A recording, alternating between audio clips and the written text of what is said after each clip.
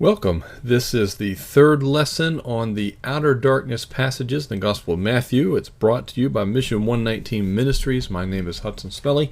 I hope to complete this short series with this lesson. We're going to cover a lot of ground, and we're going to move as fast as I reasonably can through it. We have looked previously at two of the three outer darkness passages, Matthew 8, 5-12, and Matthew 22, verses 1-14. Today we'll look at Matthew 25, verses 14-30. As I've said in the prior lessons, you really need to work through all three passages before really making your final decision on what these passages are about. They all fit together and relate. They relate to other parts of the book. And I'll say here at the beginning, and hopefully demonstrate here momentarily, it is so critical as we study a book like Matthew, but this would apply to any of the other books of the Bible, that we read that book multiple times, I think as a preliminary step to doing a more detailed study of specific passages. We read it through over and over, looking for the connection points, the common themes and ideas, trying to figure out the structure of the book. What is the big picture argument at the highest level? How does the structure forward that argument? How does the structure fit together between one section and the next? Matthew's no exception. I think Matthew's the more challenging of the four Gospels to exegete. And part of the problem is always that we tend to go and pick out a passage like one of the outer darkness passages and just try to work with it from that text. You can't do that. Good exegesis will always require a lot more time and detail. And I will try to demonstrate some of that here with the Matthew 25 passage. We're not going to start in Matthew 25. No, I'm not going to recover the ground from the prior two lessons from Matthew 8 and Matthew 22.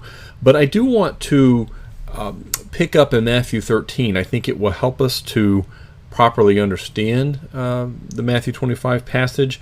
Matthew 12 is a turning point. I have mentioned that in the prior lessons. And it's a turning point because the Jewish leadership, for the second time, accuses Jesus of casting out a demon by the power of Beelzebub. And for this, he begins to pronounce judgment on them. That will come to a head, particularly in Matthew 23, where there will be just scathing words for the Jewish leadership rejecting Jesus as the Christ. The turning point becomes evident in Matthew 13, where Jesus begins to teach in parables for the first time as the Gospel of Matthew unfolds. He teaches the famous parable of the sower. This is a parable that I think has been largely misunderstood, and I think it doesn't need to be a complicated parable. It's been misunderstood for a few reasons. One is that things sometimes take on a life of their own just because they get preached a certain way over and over, and we have trouble having heard those sermons and Bible teachings, taking it a certain way. We have trouble thinking outside the box and really testing whether that makes sense of what the text actually says. And so that's important here. This is the first parable. What will follow in the balance of chapter 13 after the parable of the sower are parables about the kingdom. They are designed to teach about the kingdom that's going to come, to teach that generation that kingdom will be delayed for some period of time, but it will come. And this first parable of the sower, people get caught up on the different soils, who's saved and who isn't. It's interesting that Jesus, at least in how Matthew records it, doesn't even address the question of which soils represent believers. So I don't know why all the attention and debate is about which ones are believers when that's not what the passage is about. So I'm not going to read through the whole thing, but there's one verse that's real critical in Matthew 13 in this parable of the soils that comes up again in Matthew 25. That's why I wanted to start there. And let me make a connection point for you that comes out of Matthew as you study the whole book. The first formal parable is the parable of the sower. The last one in Matthew 25, that is our last outer darkness passage, is the parable of the talents. They are the first and the last. They are Jesus starting and ending a series of parables, and I would suggest that they carry much of the same content. They're very related. Matthew 25 builds on the parable of the sower in a sense and makes application to the coming judgment. So that'll be a helpful connection point. Well, he teaches the parable of the soils. You can read it in Matthew 13, 1 through 9.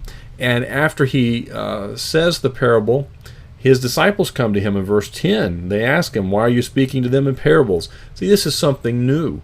If this was something that Jesus already had a practice of doing, that is teaching in parables, they wouldn't have asked the question.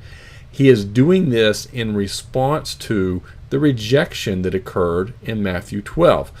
His answer to them explains that. He explains in verse 12 in response to, or verse 11, in response to the question, why are you teaching in parables? He says, because the secrets of the kingdom of heaven, you just pause there, not the gospel as such, as we think of it now, looking back to the cross, but the deeper things, the secrets of the kingdom of heaven. They've been given for you. Who's the you? They've been given for you to know. It's the disciples that came and asked him, why are you teaching in parables? They've come and talked to him privately about something he taught to a larger audience. The kingdom of heaven has been given for you to know, he says, those secrets, but it's not been given to them. And what he's going to explain is simply this: the parables will reveal truth to some people and conceal it from others. It will reveal truth to the disciples. So verse 12 is the one that I want you to put in your pocket. It will come up in Matthew 25. For whosoever has, more will be given to him, and he will have more than enough. But whoever does not have, even what he has will be taken away from him. Well, what is it that he has or doesn't have? And the answer is comprehension about the kingdom. That's what the prior verse said. Those who have some comprehension will gain more. Those who do not will even lose what essentially, is no knowledge at all. What little revelation they haven't comprehended. It will come to naught. It will be taken away. The disciples have accepted Jesus as the Christ. That's the key. Because of their faith in him, they will be given more information about the kingdom. They'll be given these parables. To some degree, they'll understand them. To other degrees, Jesus will help them to understand. He will interpret.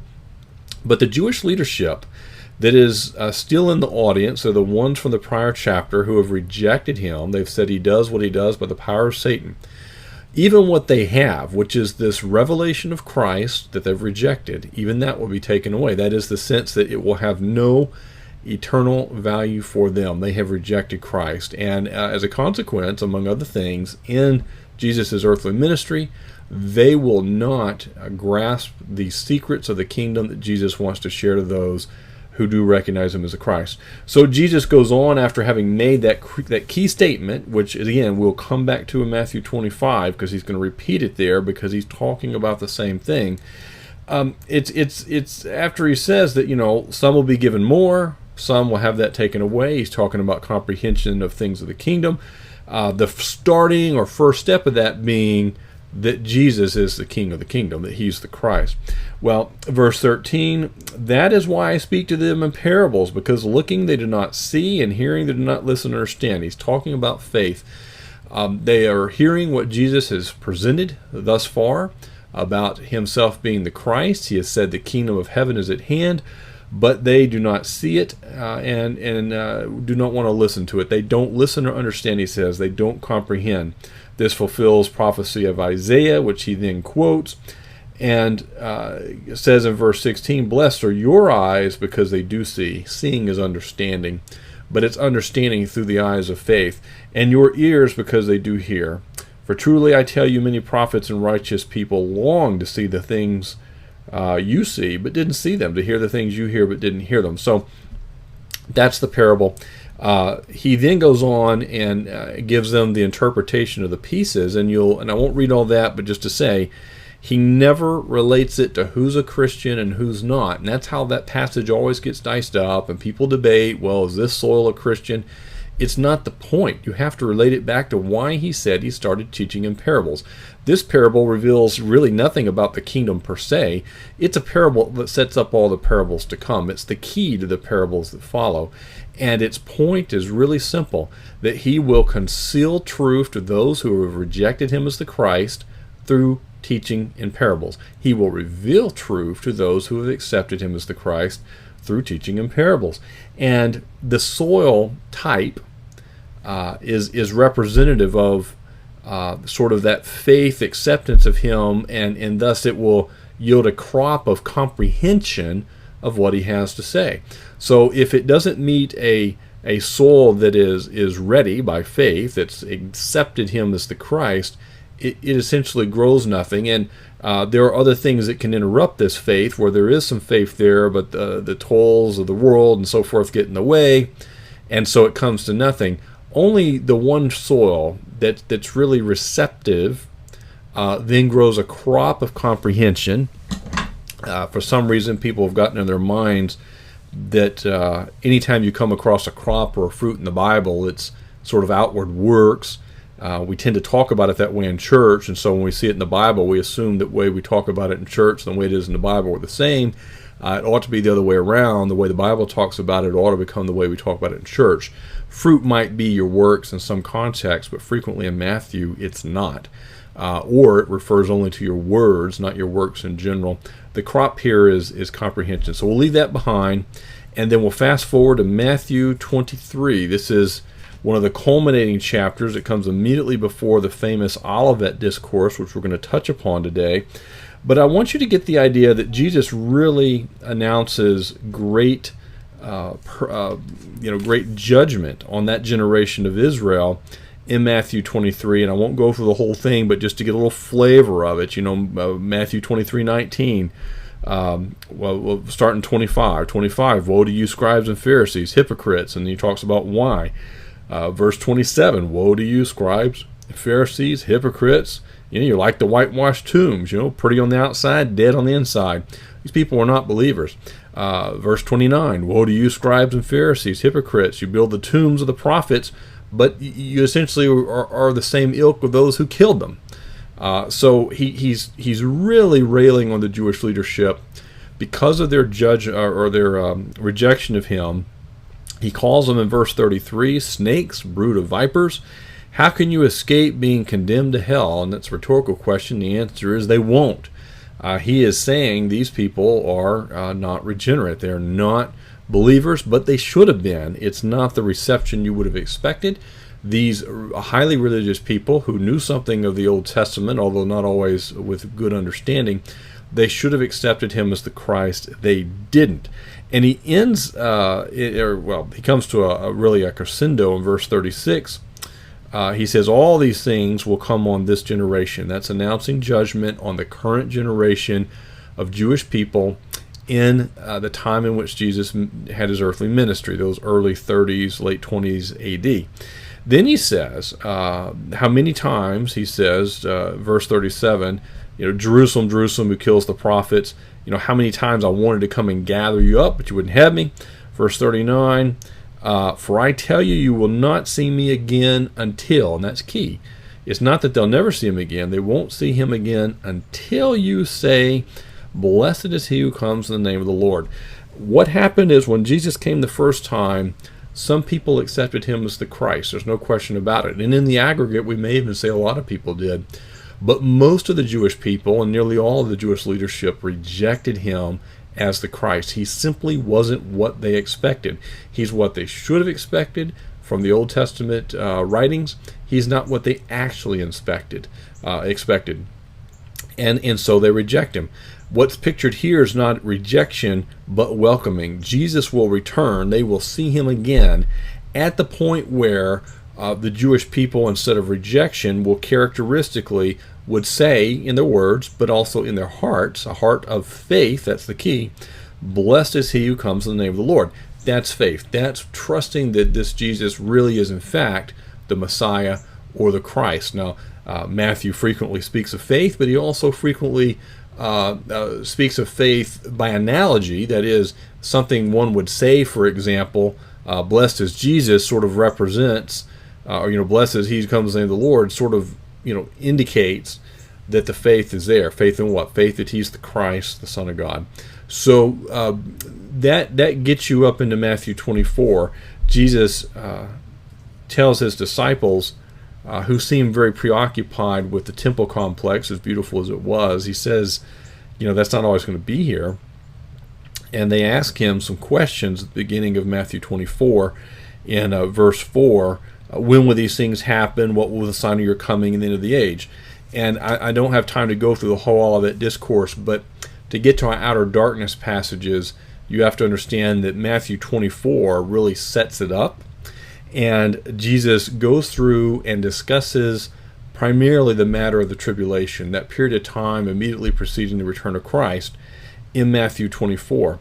And then he says in Matthew 24, 32, learn this lesson from the fig tree. And the lesson from the fig tree, he says, is basically when you see the signs, you know his return is near. And in having talked for several verses there about different signs that will happen in the tribulation before his return, he talks about the lesson of the fig tree. As soon as its branch becomes tender and it sprouts leaves, you know that summer is near, right? You can look at a fig tree and see the new branches, the new green coming out, and you know that it's about to be summer. In the same way, as you see the signs he's talked about, you know Jesus is about to return. Well, why would he say that? Because you ought to be ready. You ought to be looking for the signs, and when you see the signs, you ought to be ready. And readiness, preparation for his return, is the backbone of the balance of Matthew 24 and much of Matthew 25. Being ready. These are passages in Matthew 24 and 25. They're not speaking to us per se in the now, because we're not in the tribulation, but he speaks especially to the Jewish people who will be alive during that tribulation period, and he speaks to them as to what they should do with the information they have about Jesus. They need to make the decision of a changed heart, a heart of faith, so that they would say, blessed is the one who comes in the name of the Lord. So he's going to he's going to address that in terms of being ready, being prepared. In Matthew 24:36, he says basically, no one knows exactly when that's going to happen. But verse 37, as the days of Noah were, so the coming of the Son of Man will be. Now, some people butcher this part, and they think this part about Noah and, one person is in the field and one person's taken away. They think that's the rapture of the church. There's nothing here about the church in this material. He's talking about in the days of Noah when the flood came, because they weren't ready, and it swept them away in judgment, and they drowned. The Luke telling of this makes that absolutely clear, like Luke 17:27. It's the judgment of the floodwaters that's an analogy for what's going to happen. Right? The time of tribulation is a time of great judgment, and those who were ready got on the ark. Those who were not did not. What was readiness then? They believed what God had said about the flood coming, and here they should believe what Jesus has said about coming in judgment, and that those who welcome and receive him as the Christ are the ones that will be delivered in all this. So we have this, no one knows the exact day or hour, but he essentially says be ready. And, he points out in verse 39, they didn't know until the flood came and swept them all away, right? The people in Noah's day, they heard him preaching, although they, at least some of them have, and rejected it. They didn't really know until it came and swept them away when exactly the flood would come. But when it came, if you weren't ready, you got swept away.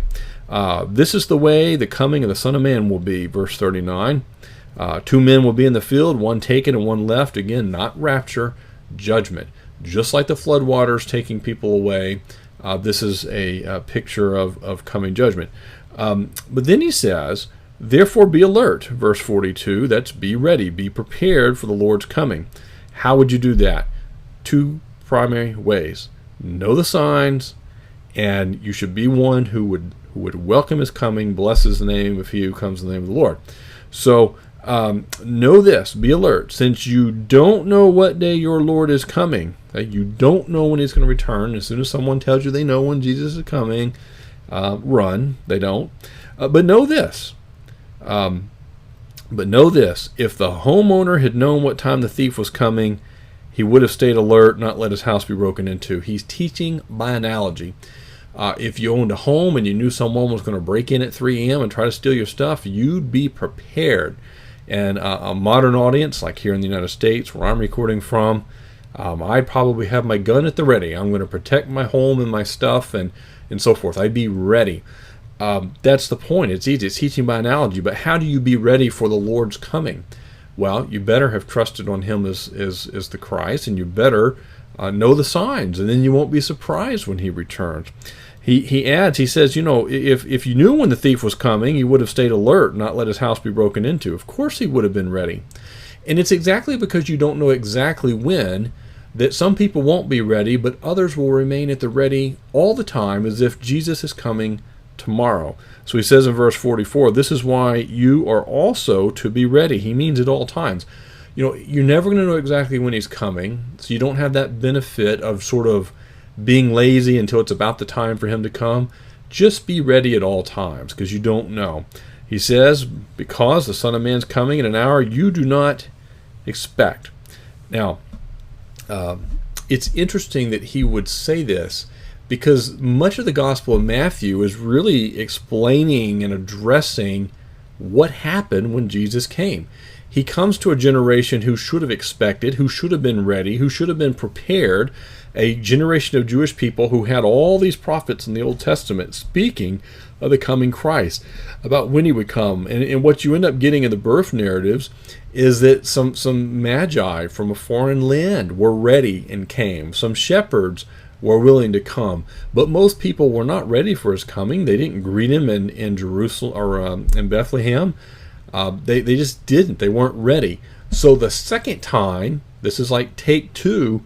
Take two, a lot of people will be ready. A lot of the Jewish people will be ready for his coming, and they will say, blessed is he who comes in the name of the Lord. So that's the focus here. It's a big contrast between the first coming, where he's rejected, where they say he does his miracles by Beelzebub, to a second coming, where so many more are going to recognize him as the Christ. So with that, he begins teaching several either analogies or parables, and they're always about the same thing, being ready. And I'm going to clip through those quickly, but verse 45, who then is a faithful and wise servant, whom his master has put in charge of his household to give them food at the proper time. Now, this is a similar analogy to what the parable of the talents will be.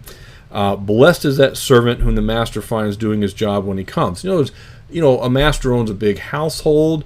When he leaves to go on a journey, he leaves people in charge, and he expects them to do their job. And when he gets back, they're prepared for his return. They're expecting him to return. They don't just let everything sort of fall apart in his absence just because they don't know when he's coming back. They always have it ready, like he's coming today. Now, he's not teaching here about works. He's not teaching here about being a faithful servant while Jesus is away.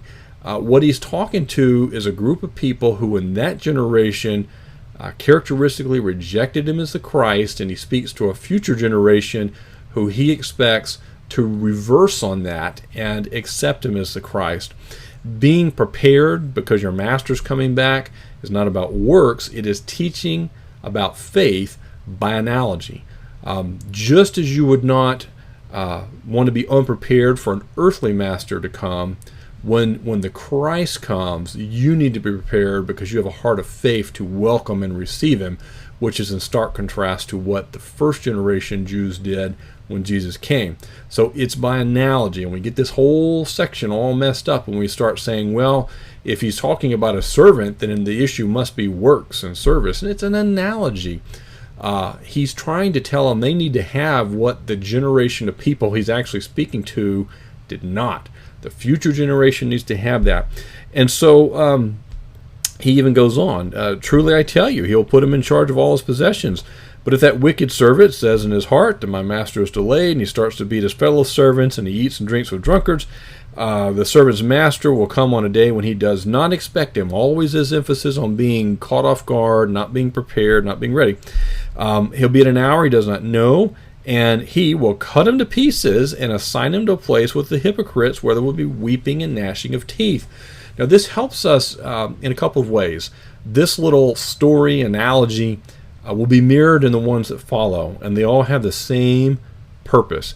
Jesus is talking about being ready and prepared over and over. It's not about works, it's about faith. He teaches by analogy with very simple stories we can understand.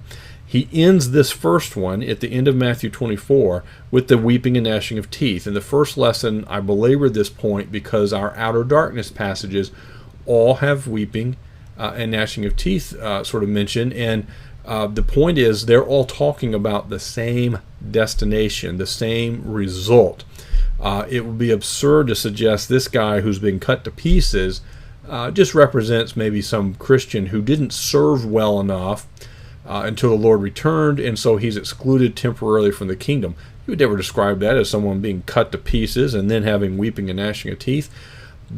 He may describe it as being cut to pieces. In Matthew 13, the wheat and tares, Jesus describes it as being branches thrown in the burning furnace. In Matthew 8, it's being put in the outer darkness. But every time is the same picture.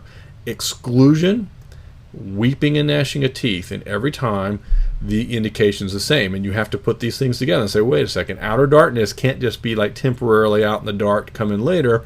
It's being lined up with cut to pieces and burned. So that's what it is.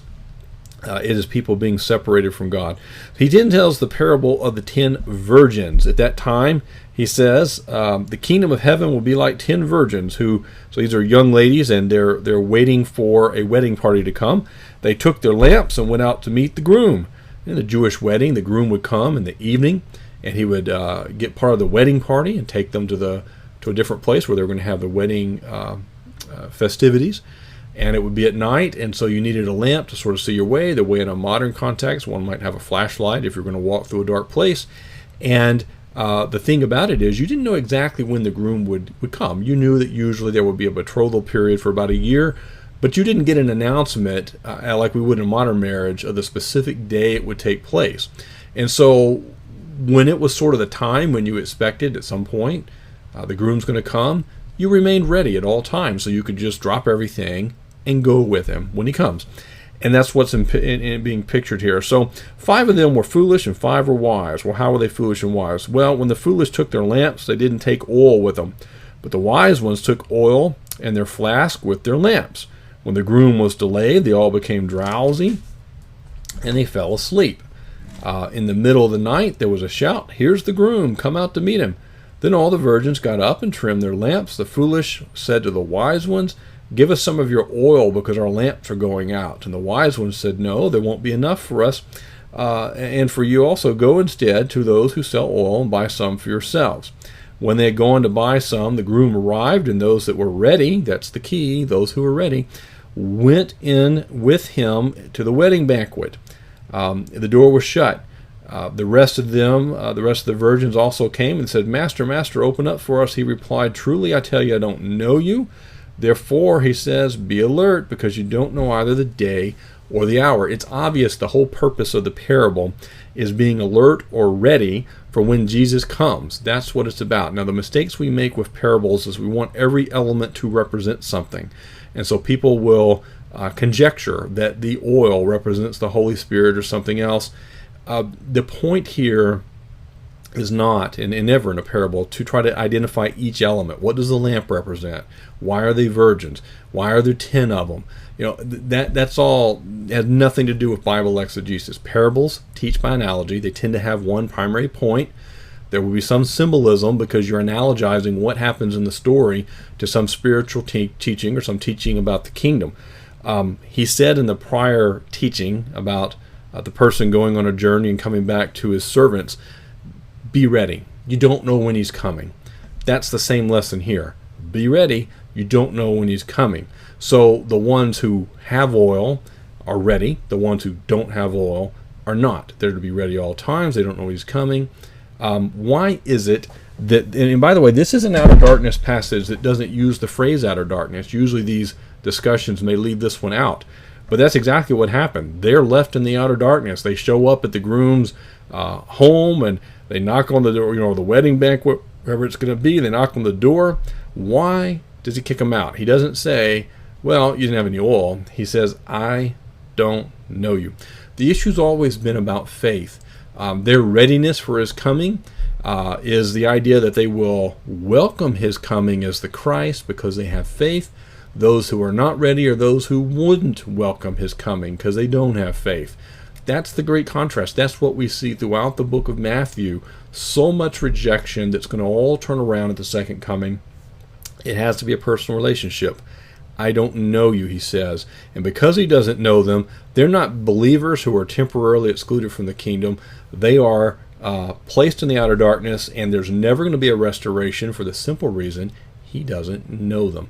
That's the key. Now, parable of the talents, that's what we've been working up toward, and I belabored the background because every one of these parables teaches the same thing. the picture of the person who's went on a journey and left some servants in charge, which is similar to the talents, the 10 virgins, all about being prepared, all about being ready, and that's what this one is. He says it is just like, meaning the kingdom is just like a man about to go on a journey. He called his own servants and entrusted his possessions to them. To one he gave 5 talents, to another 2, and to another 1, depending on each one's ability. Now, all this makes sense to someone hearing the story. That's what a person who is wealthy and has a large household with land and businesses and so forth, they're going to assign out the responsibilities in proportion to abilities. That's typically how it would work. It's certainly how a wise person would do it. Now, at this point, let me just mention, I'm not going to go there, but if you read Luke 19, there's a parable of the minas, or the pounds, and people tend to think these two teach the same thing, and that they basically teach, be a good servant until Christ returns, and he'll reward faithfulness. That is what Luke 19 is about. That's not what this one's about.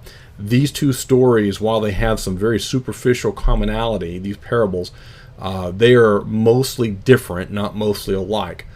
In the Luke 19 version, he insinuates that 10 servants, each one gets 1 mina or 1 pound, and nobody gets thrown out. So they're very different, and you could go through them very carefully and find a lot of differences. Just because they have a little similarity does not mean they teach the same thing. Context determines what they teach. Luke 19 is about service and rewards, faithfulness and rewards. Matthew 25 is about being ready. It's about being one of the young ladies with your lamp and your oil ready when Messiah comes, watching the signs and welcoming his return because you have faith. That's what the parable of the talents is about. He's using language, and again, it's a parable. It's teaching by analogy. We can't look at it and say, well, this is about, he's giving some people some talent, so it must be about him giving me talents. If that's what he wanted to teach, then he doesn't need a parable to do it. He could just teach it outright. He is using it as an analogy. So what happens? Well, immediately the man who would receive 5 talents went and put them to work, and he earned 5 more. In the same way, the man with 2 earned 2 more, but the man that received 1 talent went off, dug a hole in the ground, and hid his master's money. After a long time, the master of those servants came, and he settled the accounts with them. The man who had received 5 talents approached and presented 5 more talents, so he's got 10 now. Hey, master, you gave me 5 talents, so you have earned 5 more talents. His master says, well done, good and faithful servant. You were faithful over a few things. I'll put you in charge of many things. Share your master's joy. Then you have the man with the 2 talents. Same thing. You gave me 2 talents. I've earned 2 more. Jesus says, well done, good and faithful servant. In verse 23, you were faithful over a few things. I will put you in charge of many things. Share your master's joy. Then you got the turkey with 1. And he approached and said, Master, I know you. Isn't that interesting? Because he just told the women, the 5 foolish virgins, he didn't know them. See, that's the point. This guy doesn't really know them, and it's evident from the words. You're a harsh man, reaping where you haven't sown. Sounds to me like he doesn't know them at all. Gathering where you haven't scattered seed, so I was afraid and went out and hid your talent in the ground. See, you have what's yours. This isn't welcoming Messiah. This isn't knowing Jesus Christ. This is the opposite of that. It's like the virgins that Jesus says at the door, you can't come in because I never knew you. The master replies to him, you evil, lazy servant. If you knew that I reap where I haven't sown and gather where I haven't scattered, then you should have deposited my money with the bankers, and I would have received my money back with interest when I returned. So take the talent from him and give it to the one who has 10 talents. And then, and here's the statement that I covered Matthew 13, and I said, put it in your pocket, we'll need it. Listen to verse 29. For to everyone who has, more will be given, and he will have more than enough. But from the one who does not have, even what he has, will be taken away from him. This is not Jesus rewarding service and then taking one of these servants who thinks Jesus is, it's not just he's not a good servant. He doesn't like the king. He thinks the king is deceptive and earns where he doesn't deserve. I mean, he rejects the king. And it's not about that person being temporarily excluded from the kingdom. It is about the fact that they have not welcomed him back. They're not happy to see the king. They are, not saying, blessed be he that comes in the name of the Lord. It's just the opposite. The issue here is faith. And it's the same thing that was in Matthew 13. Remember Matthew 13, parable of the sowers, parable of the talents. They are the first and the last of the parables, and they connect together in this statement about, for everyone who has, more will be given. What do they have? See, the one who has, in Matthew 13, already accepted Jesus as the Christ. They've believed the good news, the kingdom of heaven is at hand. More will be given because they are taught through the parables about the kingdom truths to come. But those who don't even have that part, they've rejected that first step. Even that which they had this revelation. They saw Jesus, they saw the works, they saw him cast out demons, make the lame to walk. They saw all of that. And even that which they have was taken away because it wasn't met with faith. It will have no eternal value. So even that which they have is taken away. That's what's being happened here. People are given different amounts of revelation. People all over the world. This is talking about the Jewish people. They're scattered. Some of them will get a whole lot of revelation about Jesus, and some a little. But whatever you do with that revelation matters. And so the one that had 5 talents has turned it to 10. It's not talking about service. He's not only welcomed Jesus as the Christ in his heart of faith. He's now that knowledge and comprehension of God has grown, and so again, it's a separate teaching to talk about rewards. That's dealt with elsewhere. This is someone who welcomes the return. He's ready to show them, hey, I've made the 5 into 10. You get the guy that doesn't welcome it at all. He doesn't want to show them, and the talent's been sticking in a hole in the ground. This person's rejected. Even that, whatever that little revelation is that he's had about Jesus that's represented, he wrote Jesus off. He didn't say Jesus is the Messiah, or in the parable, Jesus is this king who's going to come back from his journey, and be faithful to his servants and reward them. That's not what he thought. He thought, this is a guy that reaps where he doesn't sow. He's a bad guy. I'll just go hide his talent in the sand. Well, the response of Jesus is, throw this good-for-nothing servant into the outer darkness, where there be weeping and gnashing of teeth. This is someone who is pictured as not being ready, not being prepared for the return of Christ. Being prepared with a heart of faith to welcome him is the one who comes in the name of the Lord. He is not. Therefore, he is excluded permanently from the kingdom. That is to say, he will ultimately go to hell. And if there were any lingering question that is what's happening here, that's the nature of the weeping and gnashing of teeth. The final judgment, which I've covered in a prior lesson, but we'll just mention here quickly. What does Jesus do in the balance of the chapter? No more parables. He tells the future history as it will be. He will return. Verse 31, the Son of Man comes in his glory, and all the angels with him. Then he will sit on his glorious throne. All the nations will be gathered before him, and he will separate them one from another, just as a shepherd separates the sheep from the goats. He'll put the sheep on his right hand and goats on the left. And then, as you continue reading, the ones on his right hand, he says, come, you who are blessed by my Father, inherit the kingdom prepared for you from the foundation of the world. And then he goes on and teaches something. Again, it's using some analogy in a way. Probably a better word would be more of a metonym, where he uses one thing to stand for another. And this is really, people make it hard, sometimes harder than it needs to be. And it's why I stress, read the whole book of Matthew. Look for these connection points, because they answer the questions the book raises.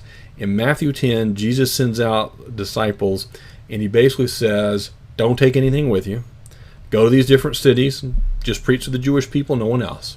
This is all about how they're going to deal with you, how they're going to respond to the gospel of the kingdom.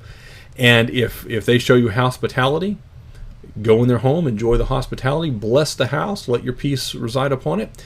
If they don't, leave, shake the dust off your sandals, leave them behind. So when you talk about someone giving them hospitality, what's behind that is they're welcoming their message, their gospel of the kingdom. If someone is rejecting them, won't provide them that hospitality, they're rejecting the message.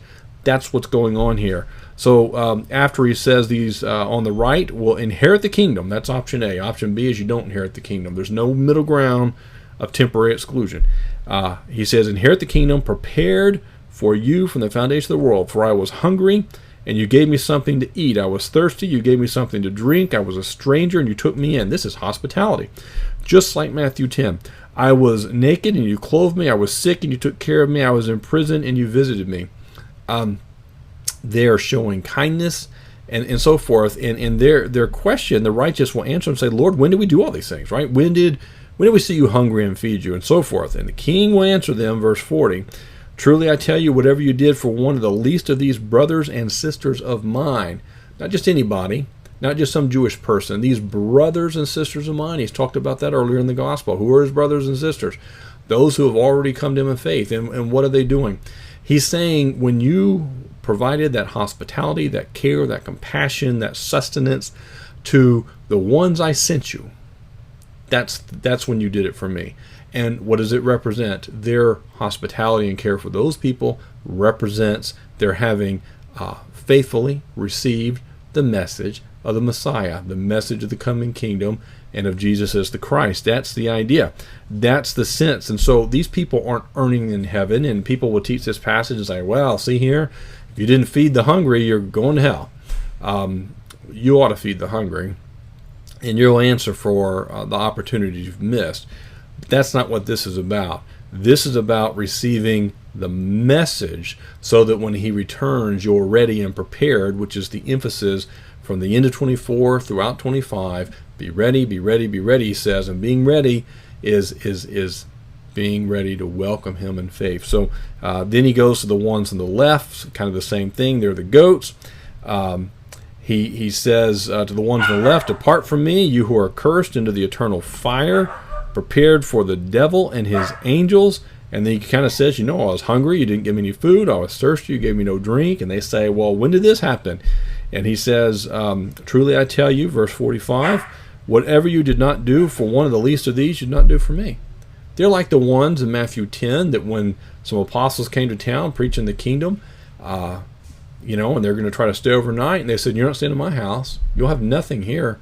What's the deal? Are they going to hell because they didn't let them stay at their house? No, they're going to hell because they rejected the message they had.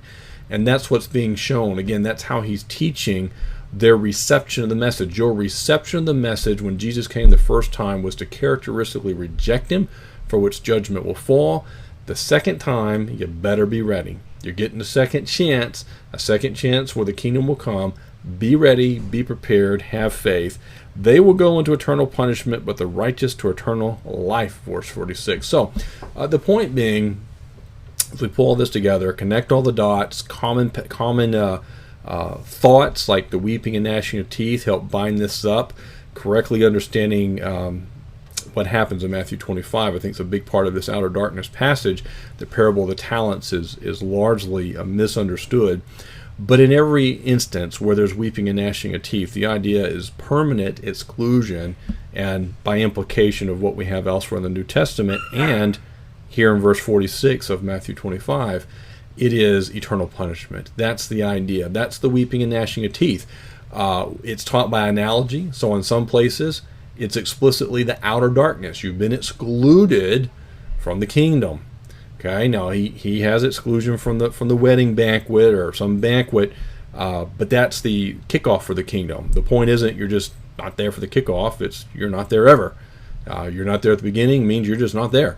And whether it's the burning furnace of Matthew 13, whether it's the being cut to bits that we saw earlier in the last chapter, it's all the same thing with the same result, weeping and gnashing of teeth. Why? They're weeping and gnashing of teeth because it's eternal punishment. That's the point. So last thing, what motivates the misunderstanding that's a relatively, as far as I'm aware, very new teaching on the outer darkness? That is, I've seen no older even teachings going back more than maybe the late 80s or early 90s, if I've even seen it that recently. And it's really begun to get talked about a lot in the last maybe 10 years, 15 years. Why? What's the motivation? Now, I can't read people's hearts and say what any individual is where they're coming from. I will tell you what I think has happened. Free grace. I'm a free grace person. Our biggest contribution really, I think, is to helping people see the difference between passages that speak about discipleship and passages that are talking about eternal salvation. When those get conflated, you get various types of work theology, various types of lordship salvation. People think you have to work to earn salvation, maintain it, or validate that you have it. And that's a good thing. I mean, it's a tremendous contribution. It's why I'm happy to have that label, free grace. At the same time, I think in our charge to carefully separate out discipleship from other verses, and we've sort of really put an emphasis, and I think rightly so, on passages that are about rewards and inheritance. I think that in many instances we've gone too far and been unwilling to see passages that are clearly eternal punishment or passages about hell. They are ultimately salvation passages, and we're unable to see it because we have maybe a bias too far in the other direction toward virtually everything being about rewards or how you live or some aspect of that, rather than about eternal salvation. Sometimes the book really is teaching about eternal salvation. People are really being told, if this happens, you're going to hell.